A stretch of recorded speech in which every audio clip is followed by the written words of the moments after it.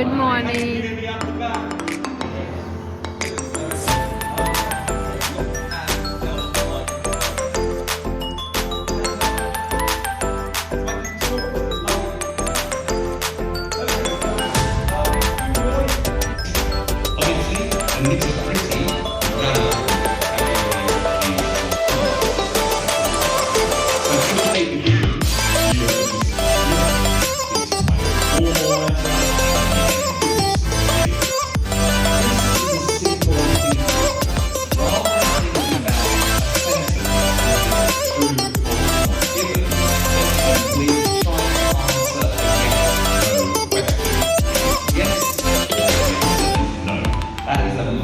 Simpler thinking process.